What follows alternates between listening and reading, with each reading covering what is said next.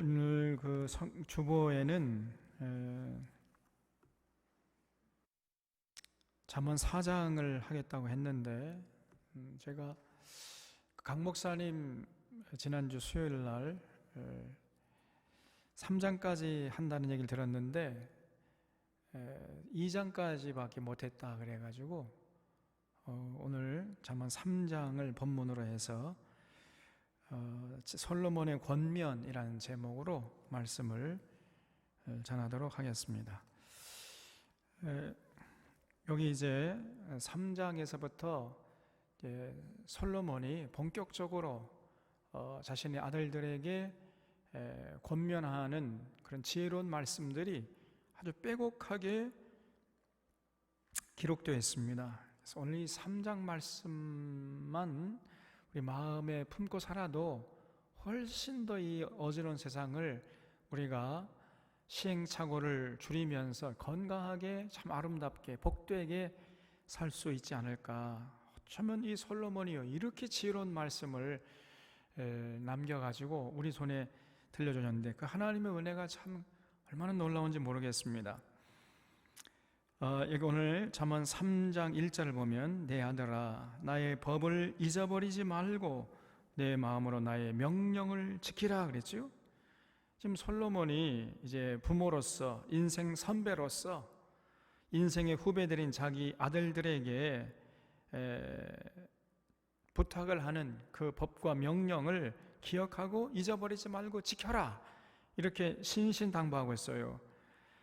여러분 우리들도 부모님의 말씀을 여러분 잔소리로 들으면 안 됩니다.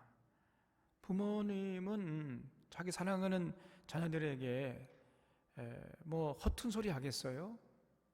인생 선배로서 먼저 경험해보고 소중하다고 생각하는 것을 자녀들에게 얘기하지 않겠습니까?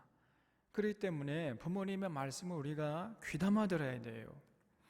결코 그저 그냥 한 귀로 듣고 한 귀로 흘리는 이런 자세를 취하면 안 됩니다. 정말 신중하게 듣고 부모님의 말 한마디 한마디 이렇게 하면은 신중하게 들으려고 해야 돼요. 제가 제 애들 얘기해서 그러면 우리 딸이요 제가 뭐 한마디 하면 아주 그거를 신중하게 들어요. 그러니까 한마디 하기가 나도요 한 번 더 생각하게 된다니까요. 한 번 말했다가는 얘가 그걸 신중하게 듣고 그거를 받아들이니까요. 그러니까 신중하게 말을 하려고 하고 그리고 또 그렇게 한 번 이렇게 말을 하면 아주 무겁게 받아들이고 그걸 가슴에 새기니까 얼마나 그 사랑스러운지 몰라요. 그래서 뭐 누가 저보고 딸바보라고 하는데 그렇게 하는 이유가 있어요. 괜히 그러는 게 아닙니다. 우리 하나님도 마찬가지예요. 하나님, 우리가 하나님 말씀을 잘 소중히 듣고 마음에 새기고 살려면 하나님이 너무너무 우리를 사랑스럽게 보시지 않겠느냐 말입니다. 그러니까 이 솔로몬도 그 아들들에게 내가 말하는 거 잊어버리지 말고 내 명령을 반드시 지켜라 이렇게 지금 당부하고 있는 겁니다. 특별히 솔로몬은요 지혜가 특출했잖아요. 그래서 이 솔로몬의 권면을 우리가 마음속에 새기고 이거를 잘 실천하면은요 어떻게 됩니까? 그러면 그것이 내가 장수하여 많은 해를 누리게 하며 평강을 더하게 하리라 그랬어요. 여러분 우리가 이 솔로몬의 권면을 마음에 새기고 실천하잖아요. 그러면 장수하고 평강을 누리게 됩니다. 반드시 그렇게 돼요. 여러분 우리는 장수와 평강은 동시에 누려야 돼요. 어떤 사람을 보면은요 오래 살아요. 그런데 평강을 못 누려요. 평강을 누리지 못하고 오래 사는 것은 이것은 큰 고통입니다. 그건 복이 아니에요. 오히려 그거는 어떤 면에서는 저주예요, 저주. 근데 어떤 사람을 보면요 평강한데 금방 죽어, 일찍 죽어, 오래 못 살아요. 그것도 굉장한 불행이죠. 그래서 우리는 장수하면서 평강해야 돼. 장수와 평강, 평강과 장수 이거는 동시에 가야 되는 겁니다. 그런 사람이 진정으로 복된 사람이에요. 그래서 솔로몬의 아들들에게 너희가 내 말을 잘 듣고 실천하고 내 명령에 순종하게 되면 장수하고 평강을 누리게 될 것이다. 장수와 평강을 누리는 복된 인생이 될 것이라는 거예요. 그러면 우리가 솔로몬의 말을 귀담아 쫑긋 들어야 되겠습니까? 그냥 경홀히 듣고 한 귀로 듣고 한 귀로 흘려도 되겠습니까? 이제 확실해졌지요?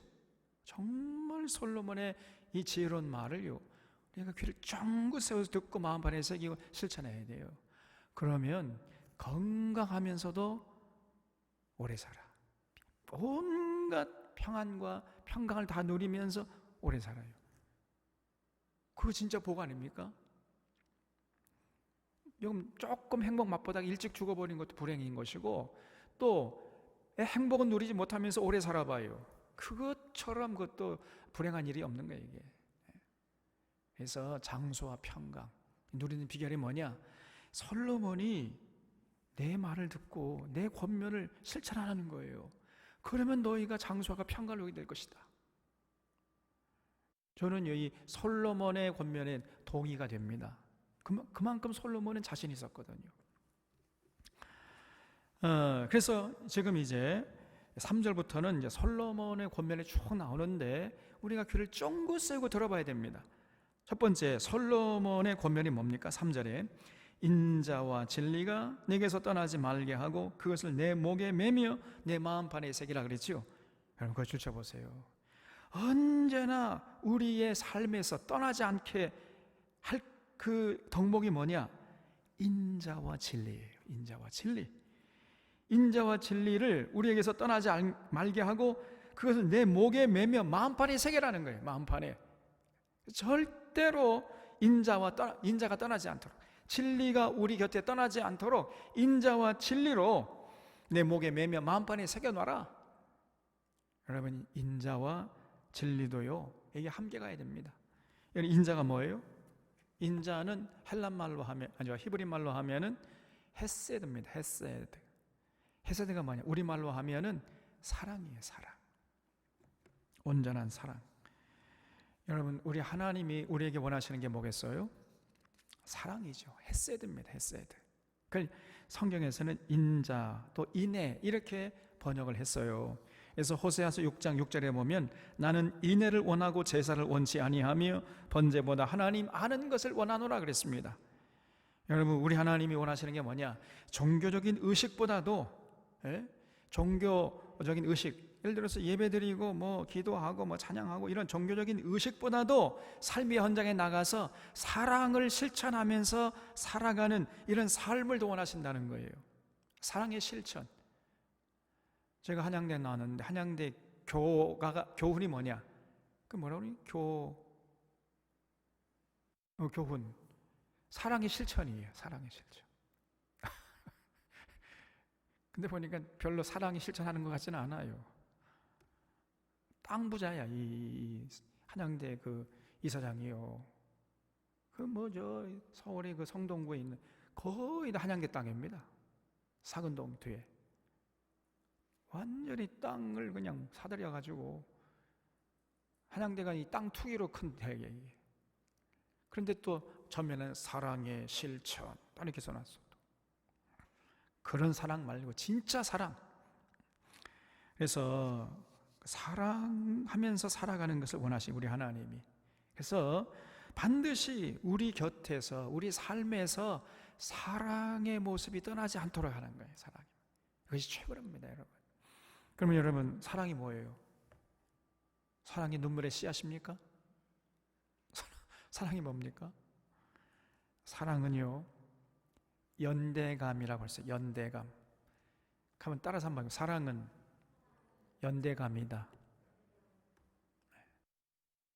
저기 군부대 연대에 있는 연대감이 아니고, 여러분, 어렵고 힘든 자들하고 함께 하려고 하는 이런 연대감, 이게 사랑이에요. 어렵고 힘들고 눌리고 사회적으로 소외되고 사회적인 약자들하고 연대하려고 하는 이런 의지, 이런 의식, 이런 열정, 이것이 사랑입니다, 여러분. 또 사랑이 뭐냐? 사랑은 하나님의 공의와 정의 편에 서려고 하는 거예요. 이게 사랑이에요. 진짜 사랑이에요. 그래서 어렵고 힘들고 소외된 사람들과 연대하려고 하고 하나님의 공의와 정의의 편에 선 사람들과 연대하려고 하는, 그래서 사랑은 연대감이에요. 그냥 기득권자들에게 잘 보이려고 하는, 기득권자에 연대하려고 하는 게 아니라 불의한 자의 편에 서서 연대하려고 하는 것이 아니고 하나님의 공의와 정의, 하나님의 뜻을 실천하려고 하는 그런 사람들의 편에 서려고 하는 것이고, 사회적으로 소외되고 낙오된 자들, 그 눌린 자들과 연대하려고 하는 이런 열정, 이것이 진정한 사랑입니다, 여러분. 그러면은 어느 편이 하나님의 뜻을 받들고 있고 어느 편이 하나님의 공의와 정의를 실천하려고 하는 편이냐, 우리가 분별할 수 있어야 되겠지요. 그 분별하게 해주는 것이 그것이 진리예요, 진리. 그래서 여러분, 인애와 진리, 이것은 반드시 함께 가야 된다 그랬잖아요. 여러분, 우리가 사랑하려면은요 반드시 진리를 추구해야 돼. 그래서 진리를 추구하는 자가 비로소 사랑할 수 있는 것입니다. 그래서 사랑은 진리 안에서 사랑을 실천해야 되는 것이지, 진리를 떠나서 사랑한다면 이건 아무것도 아닌 거예요. 비진리의 편에 선 자들하고 그 사람하고 같이 사랑을 하고 그 사람을 연대를 해봐요. 그건 아주 사악한 사람이죠. 그건 사랑하는 게 아닙니다. 그래서 진짜 사랑하려면요 진리를 알아야 돼. 진리를 추구해야 비로소 그 사람이 진짜 사랑을 실천할 수 있는 자가 되는 것입니다. 그래서 반드시 사랑과 진리는 함께 가는 거예요, 이게. 그래서 여러분, 이 진리를 추구해야 돼요, 우리가. 솔로몬이 인애와 진리를 내게서 절대로 떠나지 않게 해라. 야, 여러분, 이 솔로몬 아들 나중에 이제 왕이 될 거 아닙니까? 이 왕이 제일 높은 막 세상을 호령하는 왕이 인애스럽고 진리를 추구하는 자가 되면요, 그 세상은 얼마나 복된 세상이 되겠어요. 그 이 솔로몬이 정말로 자기가 뼛속 깊이 새겨놓은 이 말씀을 첫 일성으로 첫 번째 고면하는 게 뭐냐? 인애와 진리를 떠나지 않게 해라. 결코 떠나지 않게 해라. 이거를 부탁했던 것입니다. 그래서 정말 이거는요 우리 뼛속 깊이 새겨야 돼. 사랑과 진리, 진리와 사랑. 여러분, 그래서 여러분, 이 진리가요 우리를 자유케 하고 진리가 우리를 거룩하게 한다 그랬잖아요. 예수님께서 말씀, 너희가 내 말에 거하면 참 내 제자가 되고 진리를 알지니 진리가 너희를 자유케 하리라 그랬어요. 여러분, 진리가 하는 일이 많아요. 진리가 우리를 자유케 해요. 또 진리가 우리를 거룩하게 하는 겁니다. 그래서 예수님께서 겟세마네 동산에서 땀번이 핏방울이 되도록 제자를 위해서 기도했잖아요. 하나님, 저들을 진리로 거룩하게 해주시옵소서. 아버지의 말씀은 진리니이다 그랬죠. 진리가 우리를 거룩하게 하는 거예요. 그래서 진리가 우리를 자유케 하고 진리가 우리를 거룩게 하는 것입니다. 진리가 이렇게 중요한 거예요. 그래서 교회가 진리로 무장하지 않으면 절대로 교회는 자유로울 수가 없는 것이고 거룩한 교회가 될 수 없습니다. 예수님께서 전해주신 모든 진리로 무장할 때만이 교회가 어지러운 세상 앞으로 나가서 거기서 참 자유로울 수 있는 것이고, 그리고 진실로 거룩한 교회를 세울 수가 있는 거예요. 여러분, 거룩이 뭐라고 그랬죠? 거룩은 세상에 나가서 구별되게 살아가는 것이라 그랬어요. 거룩은 뭐 조심스럽게 말하고 얌전히 걷고 공손하게 인사하고, 그게 거룩이 아닙니다. 거룩은 세상 한복판에 나가서 세상 사람들처럼 살지 않고 구별되게 살아가는 거예요. 이게 바로 거룩이에요. 그런 사람이 거룩한 사람인 것입니다. 그래서 많은 사람들이 거룩을 오해해요. 그저 예배 열심히 드리고 기도 많이 하고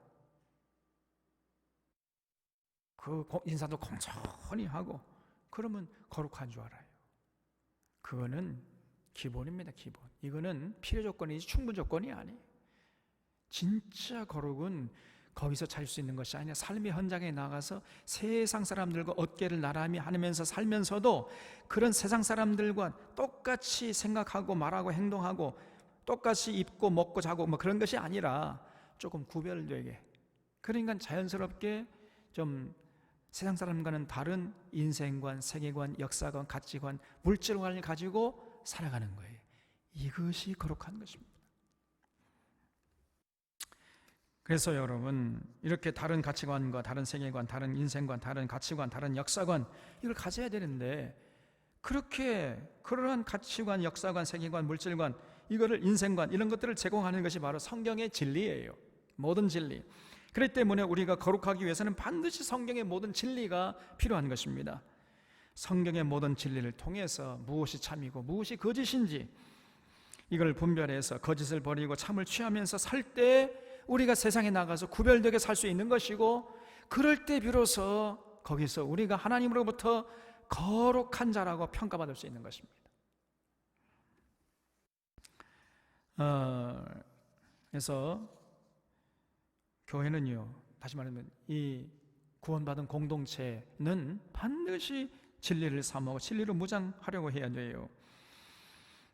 바울은 정의하기를 교회는 진리의 터요 진리의 기둥이라 그랬죠. 제가 저기 주에다가 그 큰 우리 기념비에다가 큰 돌에다가 새겨놨잖아요. 교회는 뭐냐? 진리의 터요 진리의 기둥이다. 교회가 진리를 추구하지 않고 진리를 사모하지 않고 진리 따라 살아가는 사람으로 뭉쳐있지 않으면요, 그런 교회는 교회가 아닙니다. 그냥 가짜 교회예요. 그냥 무늬만 교회. 그런 교회는요, 하루속히 무너져야 돼. 전혀 하나님께 영광이 안 되고 오히려 하나님 분노하시는 공동체밖에 안 되는 겁니다. 그거는 교회라고 할 수가 없어요.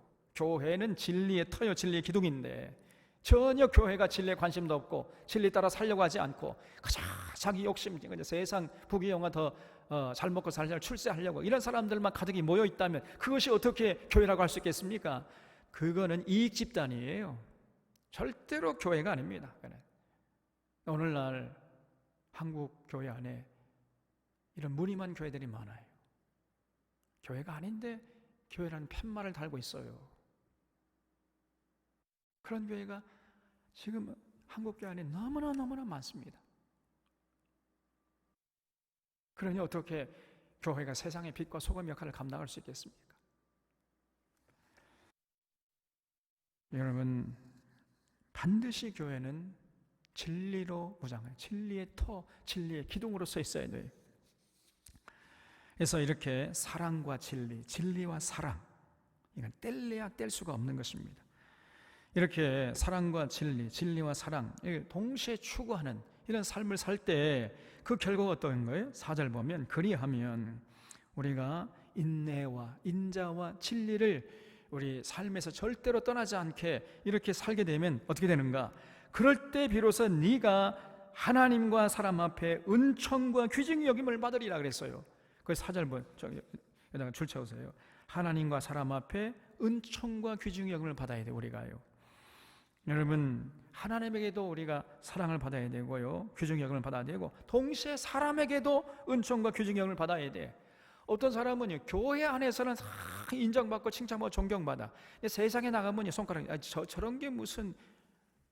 그래서 아주 그냥 세상 사람들에게는요, 손가락질을 하고 완전히 인정받지 못해, 존경받지 못합니다. 교회 안에서만 그냥. 밖에 나가면요, 사람들에게 천덕꾸러기가 돼 있어요. 그건 곤란합니다. 그건 가짜 신앙이에요. 진짜 신앙은요, 하나님과 사람들에게 동시에 귀중을 받아야 돼. 또 어떤 사람은 세상에서는 인정받고 존경받아. 근데 전혀 하나님 앞에 나와서 하나님 뜻을 받들 생각을 못 해요. 그것도 가짜입니다. 그래서 하나님과 사람에게 은총과 귀중함을 받는 이런 삶이 진정으로 복된 삶이고 지혜로운 삶이에요. 그래서 여러분, 그렇게 우리가 하나님과 사람에게 귀중히 여김을 받으려면 어떻게 되는가? 인애와 진리로 살아가는 삶이 될 때 비로소 하나님과 사람에게 귀중히 여김을 받게 되는 겁니다. 다시 말하면 우리가 정말 사랑과 진리를 추구하는 삶을 살아갈 때, 그때 하나님과의 관계가 돈독하게 유지될 수 있는 것이고, 이웃과의 관계도 아주 원만한 관계를 유지할 수가 있게 된다 그 말이에요, 여러분.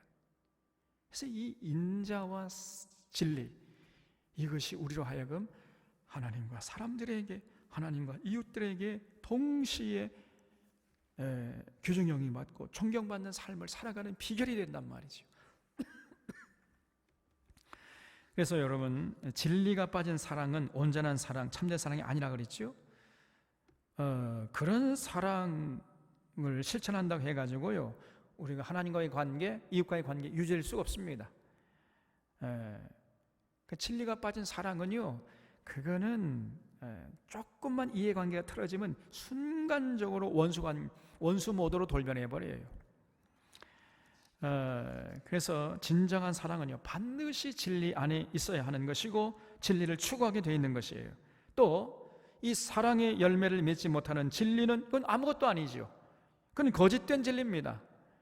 참된 진리는 반드시 사랑이라는 종착점으로 향하게 되어 있어요. 그래서 이렇게 진리와 사랑, 사랑과 진리, 뗄래야 뗄 수 없는 것이고 동전의 양면이고, 그래서 이 진리와 사랑이 온전하게 조화 균형을 잡아갈 때 하나님과의 관계가 친밀해지는 것이고, 날이 갈수록 또 이웃과의 관계도 날이 갈수록 원만해지는 거예요. 그런 관계는요, 감히 세상의 그 어떤 것들이 끊을래야 끊을 수가 없는 것입니다. 어떤 것들로도 깨트릴 수가 없는 거예요. 그런 아름다운 관계는 하나님과 돈독한 관계, 또 인간과 인간끼리 그건 우정이라고 그러죠. 이런 하나님과 사람들에게 귀중형을 받는 이런 삶은요, 아무리 마귀가 그저 분탕질을 해가지고 깨뜨리려고 해도 절대로 깨뜨릴 수가 없는 것입니다. 그래서 예수님께서 겟세마네 동산에 땀방울이 핏방울이 되도록 기도한 것이, 이렇게 저들이 사랑과 진리로 살아갈 수 있도록 하나님 도와주십시오. 그래서 우리가 하나 된 것처럼 저들도 하나 되게 해 주시옵소서, 이렇게 땀방울이 핏방울이 되도록 기도하는 것을 우리가 요한복음 17장에서 봤잖아요. 몇 주 전에 봤잖아요, 우리가. 그래서 우리 철원의 교우들은요, 꼭 마음속에 새길 수 있기를 바랍니다. 오늘 솔로몬이 첫 번째 권면이 뭐냐? 인자와 진리가 내게서 떠나지 말게 하고 그것을 내 목에 매며 내 마음판에 새기라. 여러분이 요 한 구절만 우리 마음판에 새겨도요, 우리 이 어지러운 세상을 능히 승리하면서 살 줄로 믿습니다. 반드시 여러분 이걸 기억하시고요, 여러분 뼛속에 새길 뿐 아니라 여러분 자녀들에게도 반드시 이것을 강조하시기 바랍니다. 인자와 진리가 결코 내게서 떠나지 말게 하라. 어떤 것보다도 인자와 진리를 추구하는 인생을 먼저 살아라. 이걸 여러분의 자손들에게, 여러분 자녀들에게 유언으로 남기는 이런 인생이 돼야 돼요. 그런 사람이 솔로몬의 지혜를 소유한 자입니다. 솔로몬이 두 번째 부탁이 뭐겠습니까? 여기 5절에 보면 너는 마음을 다하여 여호와를 신뢰하고 내 명철을 의지하지 말라 그랬죠. 너는 범사에 그를 인정하라. 그라는 건 여호와지. 여호와를 인정하라. 그러면 여호와께서 너의 길을 지도하시리라. 스스로 지혜롭게 여기지 말지어다. 여호와를 경외함이 악을 떠날지어다 그랬죠. 솔로몬의 두 번째 부탁은 뭐냐면요, 여호와를 신뢰하고 그 여호와를 인정하고 여호와의 지도를 받으라는 것입니다. 다시 말해서 언제나 여러분 여호와를 의지하면서 의식하면서 살라는 거예요. 여러분, 내가 가진 지식이나 내가 가진 재능이나 내가 가진 기술이나 이런 거 자랑하는 것은요, 그거는 고수가 아니에요.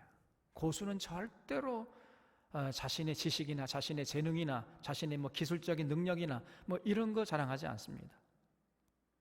상대방이 이제 평가해 주면 마지못해 수긍할지 몰라도 자기가 다 이렇게 해가 내가 이런 능력을 가졌고 이런 기술을 가졌고 이렇게 자랑하지 않아요. 여러분, 언제나 여호와를 신뢰하고 자신의 명철을 의지하지 않는 것입니다. 이런 겸손한 삶, 그러니까 모든 영광을 하나님께 올려드리고 나는 아무것도 아니, 나 된 것은 하나님의 은혜입니다. 이 다윗처럼, 바울처럼 언제나 그렇게 겸손한 모습으로 살아가려고 하는 거예요. 항상 범사에 여호와를 인정하는 거예요. 다시 말하면요, 맨 먼저 뭘 하기 전에 이것이 하나님의 뜻인가 아닌가, 그리고 하나님의 도우심을 위해서 기도하고 이렇게 행하는 거예요. 이것이 범사의 여호와를 인정하는 겁니다. 그러면 우리 하나님께서 우리의 길을 지도하는 거예요. 여러분, 정말 여러분이 하나님의 지도를 받고 하나님의 인도하심을 받으며 살고 습습니까? 진짜 그래요? 그럼 어떻게 하면 된다고요? 범사의 여호와를 인정하세요.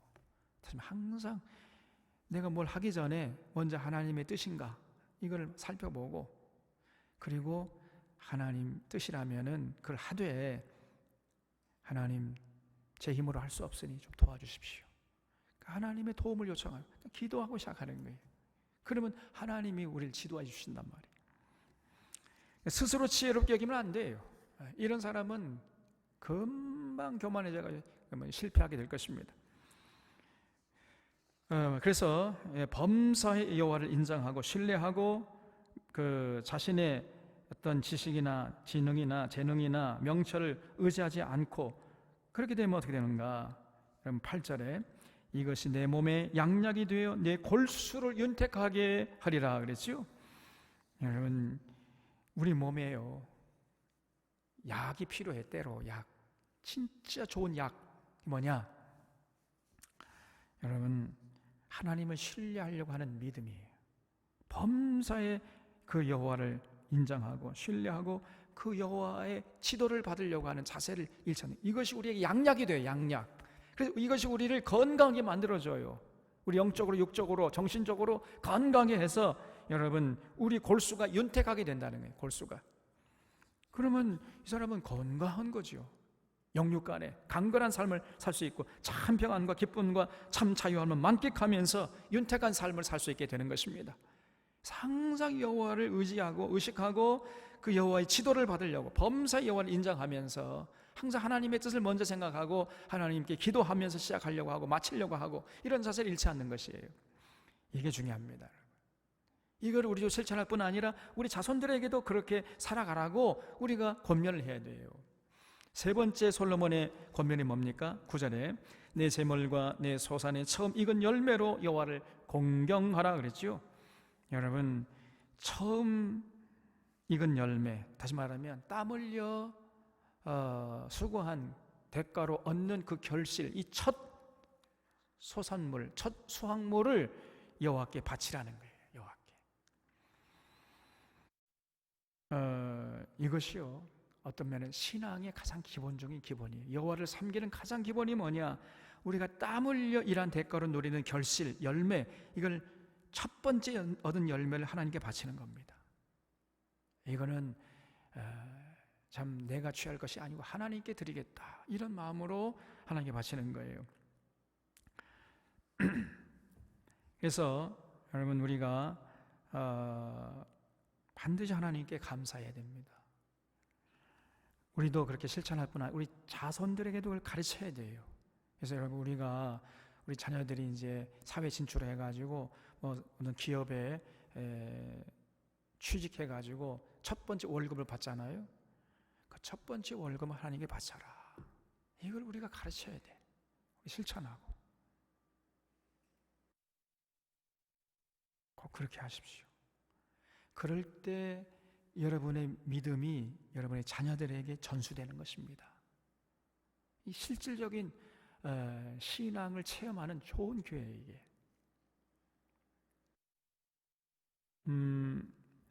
그래서 여러분, 처음 익은 열매로 여호와를 공경하는 것, 그리고 우리가 이제 물질을 얻으면 그 물질의 10분의 1을 구별해서 하나님 앞에 감사의 증표로, 헌신의 증표로 바치는 거예요.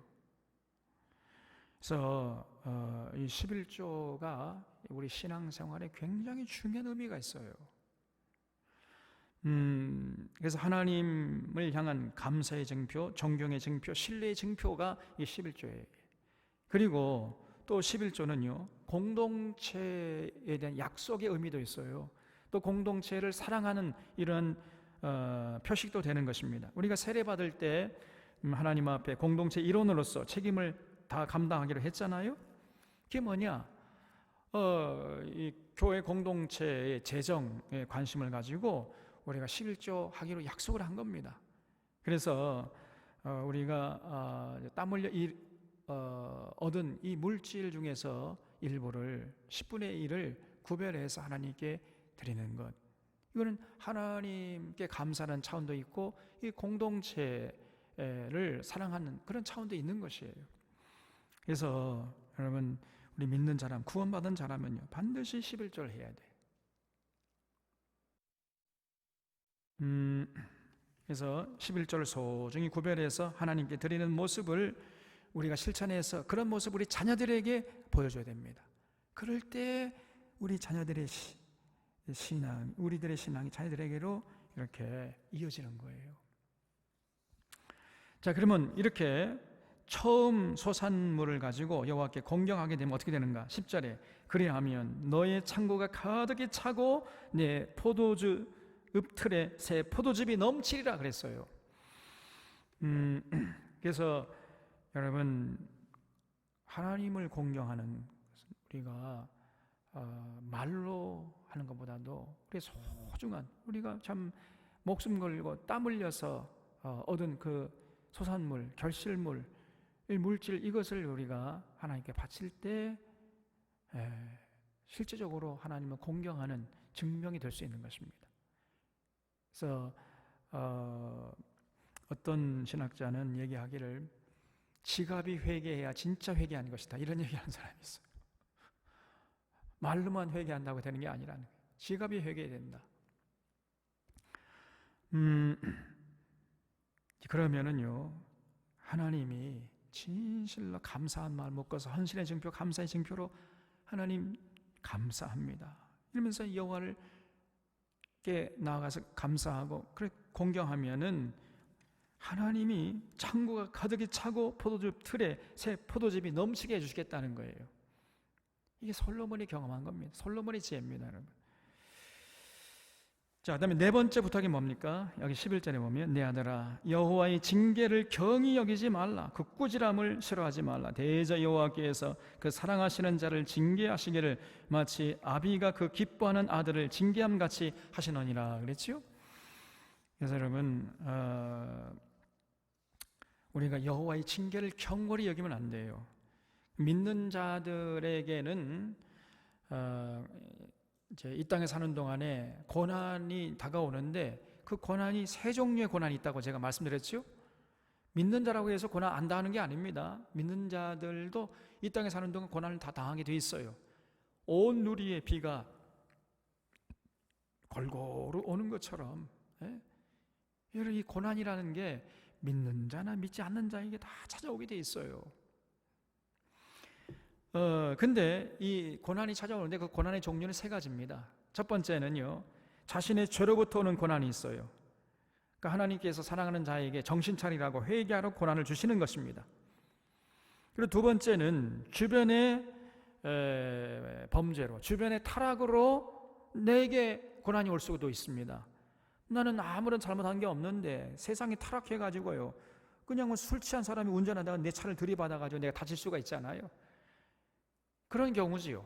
그러니까 세상이 타락해서 나는 아무런 죄를 범한 적이 없는데 고난당할 수가 있습니다. 그래서요, 나 혼자 건강하게 잘 산다고 되는 게 아니라 그랬잖아요. 우리가 함께 다 건강하게 살아야 돼. 그래야 우리에게 고난이 없는 겁니다.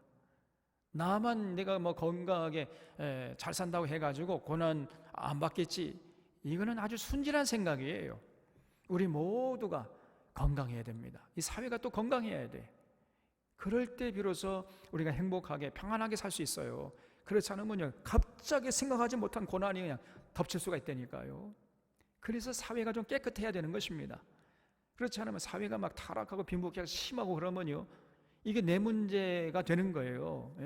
그러면 막 도둑과 강도가 들끓 것 아닙니까?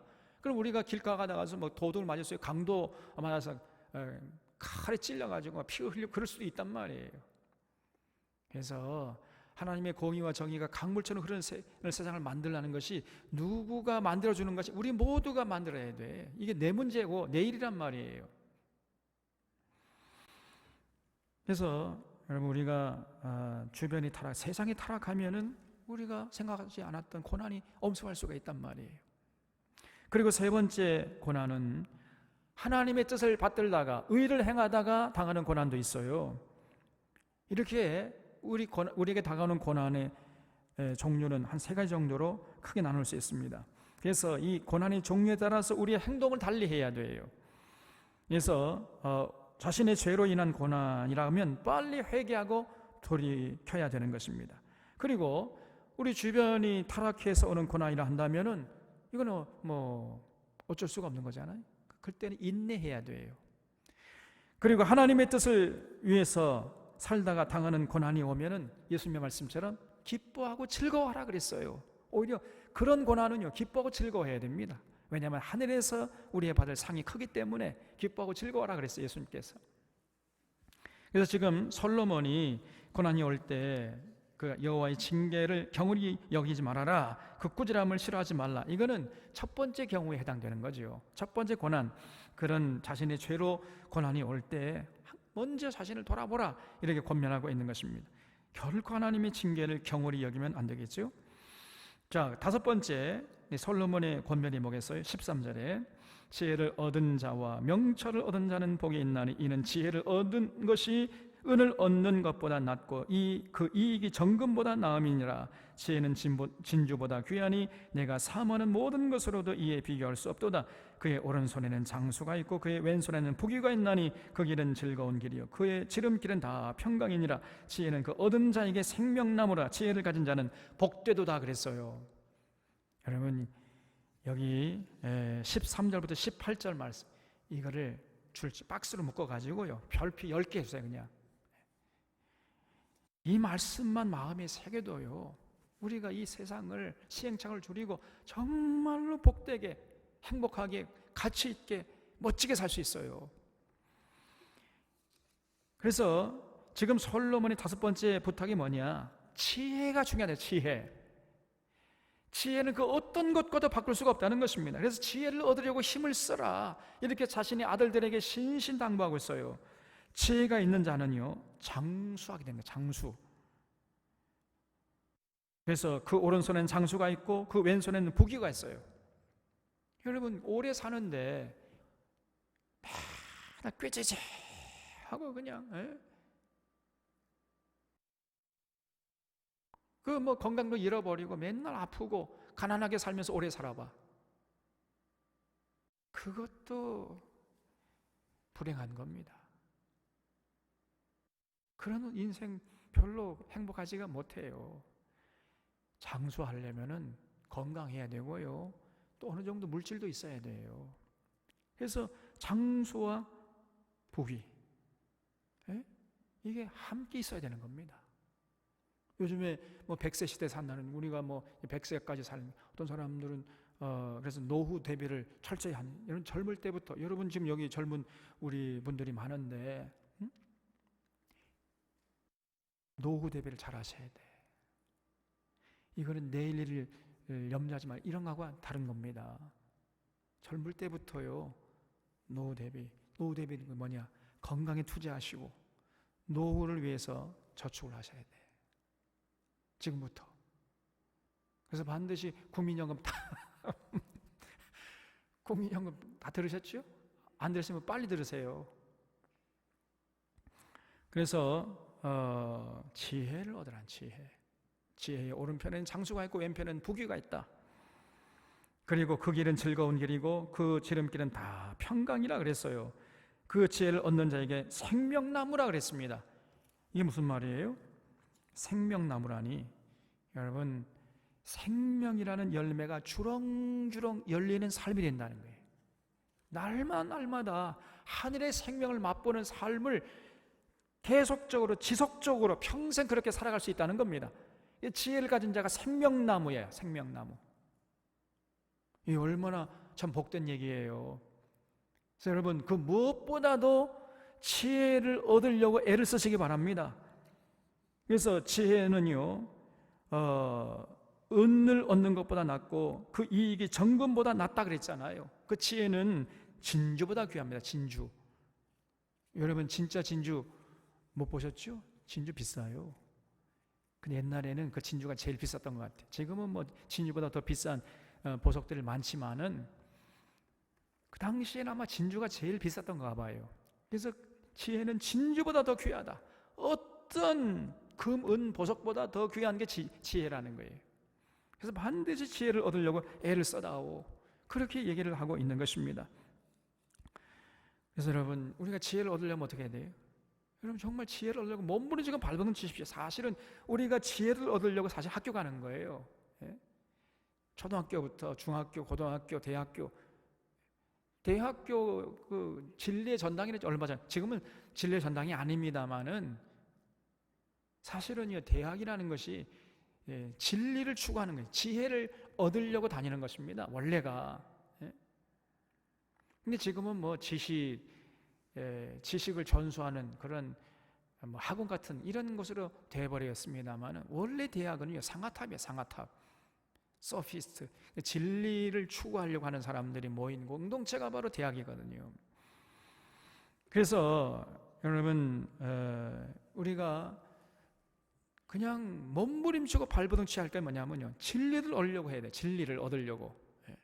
진리를 얻지 않으면 밥도 먹지 않고 전전긍긍하면서 동서남북으로 왕래하고 어떻게 하면 진리를 얻을 수 있을까?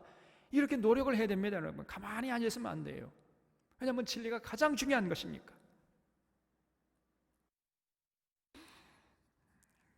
그럼 어떻게 하면 돼요? 진리를 얻으려면 어떻게 하면 됩니까? 제가 그 방법을 말씀드릴게요. 성경을 100번 읽으십시오. 100번. 그냥 읽으면 안 되고 뜻을 잘 알면서 창세기, 요한계시록까지 그 통전적인 안목을 가지고 적어도 성경을 100번 이상 읽으셔야 돼요. 기록된 원래 목적을 따라서, 그리고 편집된 그 주제별로 하는 게 재편집해 가지고 이 연대기 손으로 재편집해서 성경을 이해하면서 꿰뚫어 보면서 적어도 한 100번 이상 이렇게 읽잖아요. 그래 여러분 지혜로울 수 있습니다. 진짜입니다.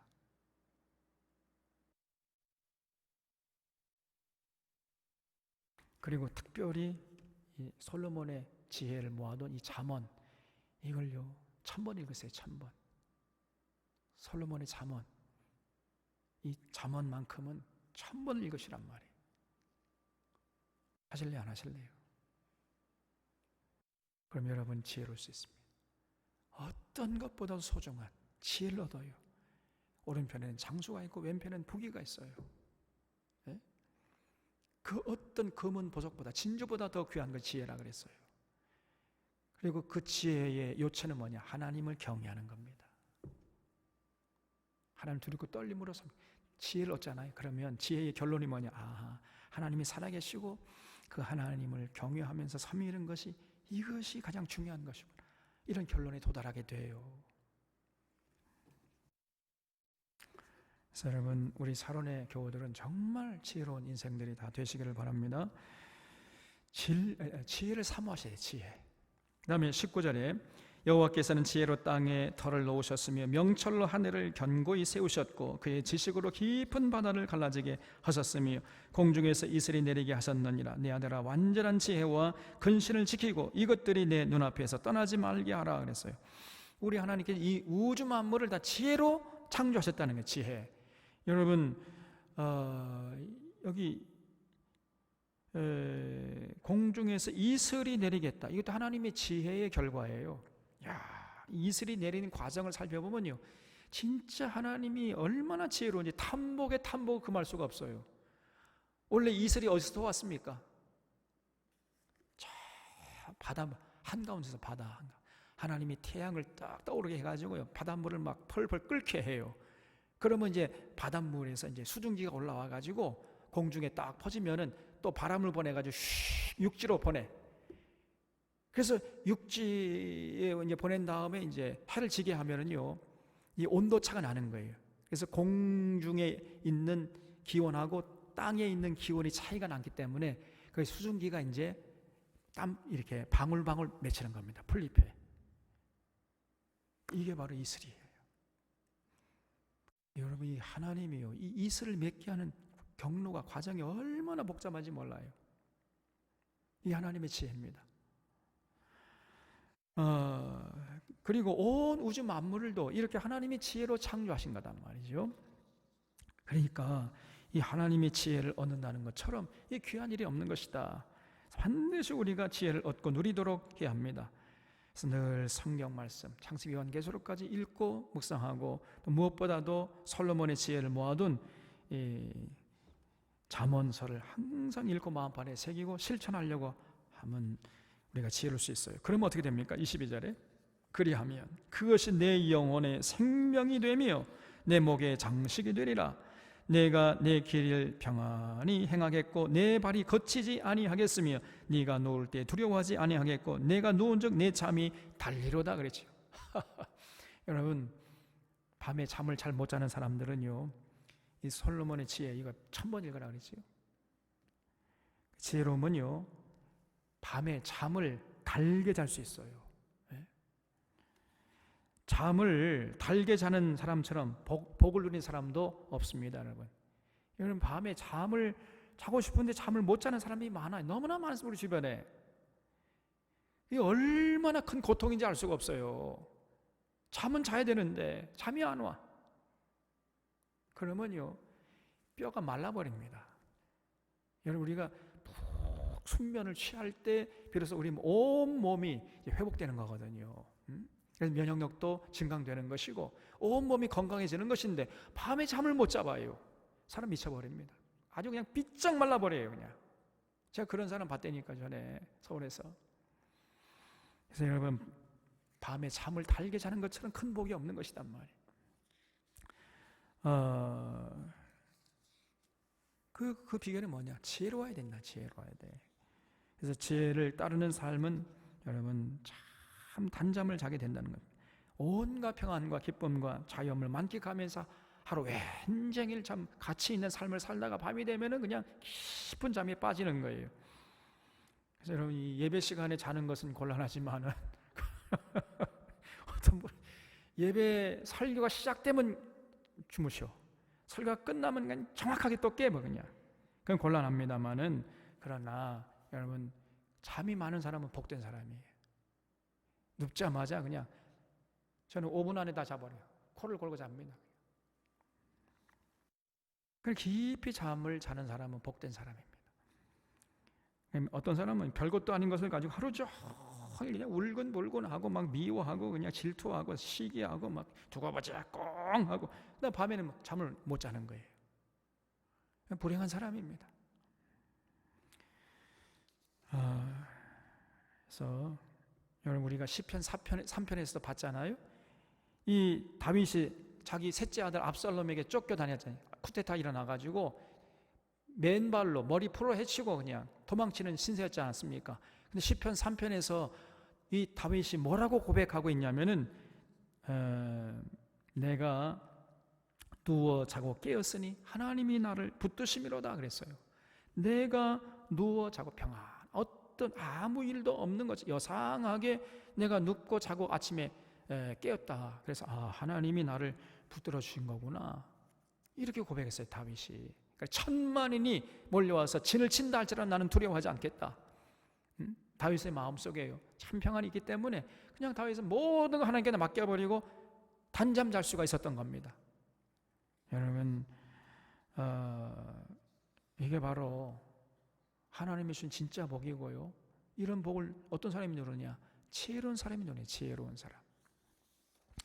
그래서 25절에 너는 갑작스러운 두려움도 악인에게 닥치는 멸망도 두려워하지 말라. 대저 여호와는 내가 의지할 이시니라. 내 발을 지켜 걸리지 않게 하시리라 그랬죠.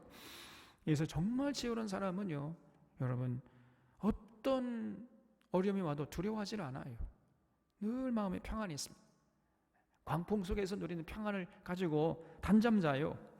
이런 복을 누린다는 거죠. 자, 6번째 솔로몬의 권면이 뭡니까? 27절에 내 손이 선을 베풀 힘이 있거든 마땅히 받을 자에게 베풀기를 아끼지 말며 내게 있거든 이웃에게 이르기를 갔다가 다시 오라 내일 주겠노라 하지 말며 내 이웃이 내 곁에서 평안히 살거든 그를 해하려고 꾀하지 말며 사람이 내게 악을 행하지 아니하였거든 까닭 없이 더불어 다투지 말며 포악한 자를 부러워하지 말며 그의 어떤 행위도 따르지 말라 그랬어요. 더 쉽게 말하면 베풀며 살라는 것입니다. 이렇게 평소에 베풀면서 사는 사람이 진짜 복된 사람이, 이웃에게 신세지고 민폐 끼치는 것이 아니라 이웃을 항상 도와가면서 항상 이웃에게 베풀면서 나누면서 살아가려고 하는 이런 사람, 이런 사람이 진짜 복된 사람이에요. 더불어 살라는 거지요. 그래서 여러분, 내가 가진 시간과 재능과 물질과 또 뭐 떡이나 뭐 이런 거 있으면은 자꾸 이웃에게 나눠줘요. 이런 사람이 복된 사람이에요. 우리 문집사가요, 항상 집에서 떡 해가지고 빵 해가지고 저를 줘요. 저는 그 맛에 산다니까. 맛있어요. 그래서 여러분, 베풀음을 당하는 사람보다 베푸는 사람이 복된 사람입니다. 여러분은 베푸는 자가 되고 싶습니까? 베풀음을 당하는 사람이 되고 싶습니까? 여러분, 꾸어주는 사람이 되고 싶습니까? 꾸어가는 사람이 되고 싶습니까? 꾸어주는 사람이 복된 사람이에요. 베푸는 사람이 복된 사람이라니까요. 그래서 항상 내 손이 선을 베풀 힘이 있거든 마땅히 받을 자에게 베풀기를 아끼지 말라는 거예요. 그냥 아끼지 말고 여러분 베풀고 나누시고, 그러면은 여러분 마음입니까? 아니에요. 그러면은 오히려 그런 사람이 더 풍성해져요. 더 풍성해지는 것입니다. 우리 나종훈 집사님 항상 뭘 베푸시려고 그래.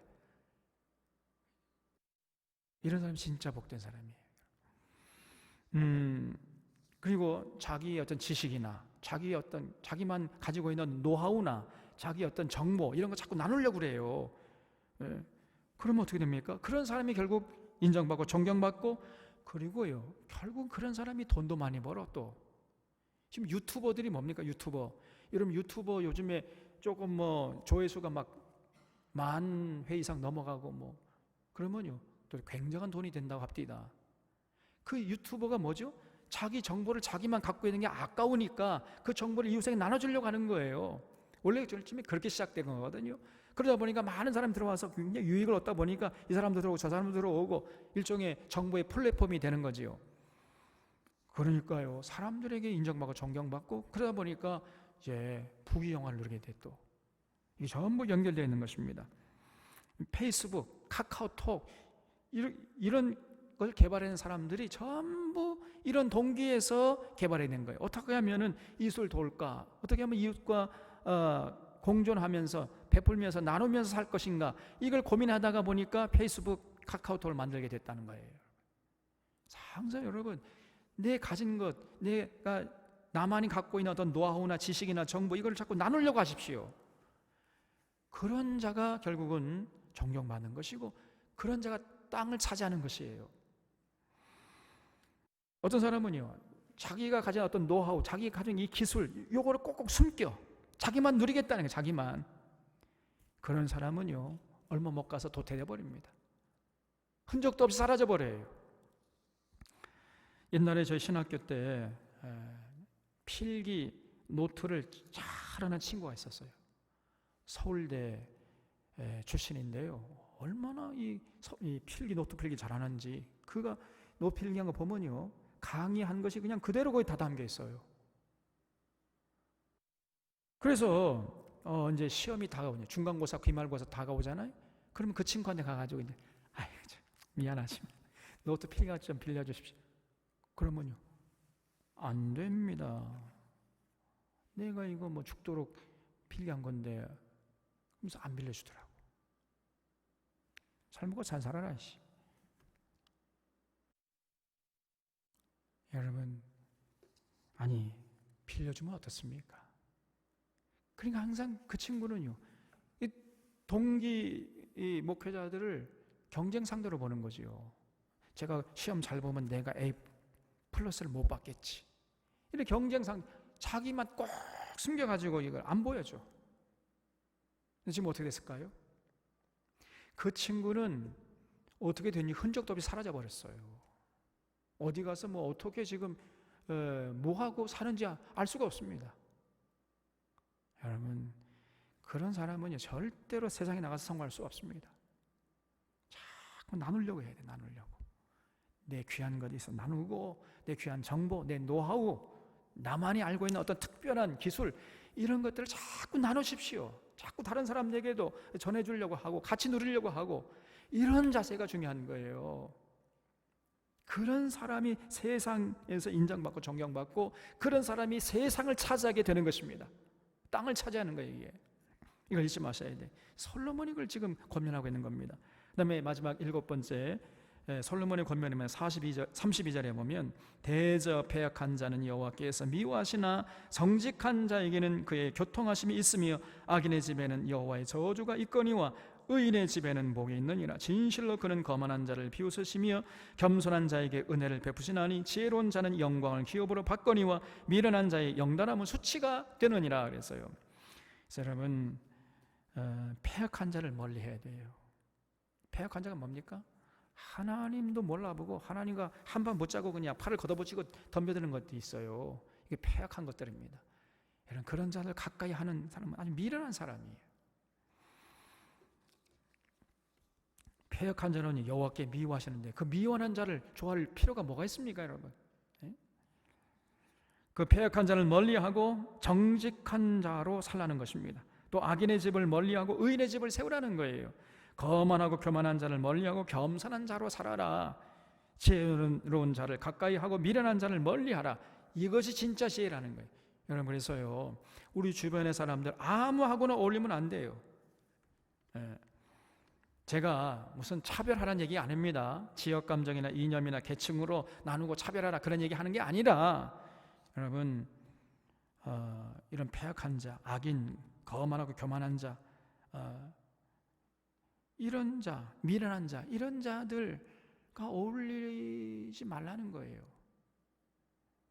왜냐하면요 유유상종이거든요. 그런 자들 어울리면 나도 똑같이 되는 거예요, 그냥. 그래서 이게 굉장히 중요합니다. 그래서 내가 누군가 늘 제가 말씀드렸잖아요. 내가 지금 가까이 하는 사람을 보면은 그 사람이 나예요, 지금. 그래서 패역한 자들, 악한 늘 마음에 악한 생각을 하고 자꾸 뒤에서 수군거리고 이런 자를 또 좋아해. 그리고 거만하고 교만한 이런 사람, 또 미련한 사람, 이런 사람을 가까이 하는 이런 사람은 정말 미련한 사람입니다. 여러분 미련한 자가 출세해봐요. 오히려 자기를 망치는 지름길이요 또 수많은 사람들을 불행의 늪으로 끌고 가는 자가 되는 거예요. 그래서 여러분 미련한 사람은 절대로 출세하면 안 돼. 근데 미련한 자 가까이 하는 사람이 많아. 안 됩니다, 여러분. 그래서 이렇게 정말 우리가 이 땅에 사는 날 동안까지 이 솔로몬의 권면, 오늘 3장에서 말하는 솔로몬의 권면을 마음판에 새기고 무엇보다도 인자와 진리를 우리의 삶에서 떠나지 않도록 항상 애를 쓰는 그런 모습을 보이고, 그리고 이제 정말 그 마음을 다하고 뜻을 다해서 여호와를 사랑하고 신뢰하고 그 여호와 하나님 지도를 받으려고 애를 쓰고, 그리고 어떤 고난이 올 때 항상 자신을 먼저 돌아보고, 그리고 정말 이게 하나님의 뜻을 행하다가 당하는 고난이라 한다면요 오히려 당당하게 기쁨으로 감사하며 즐거움으로 그걸 잘 이겨내고 이렇게 살아가려고 애를 쓰는 것입니다. 그리고 여호와의 지혜를 추구하려고 애를 쓰는 거예요. 여러분 그런 삶이 복된 삶이에요.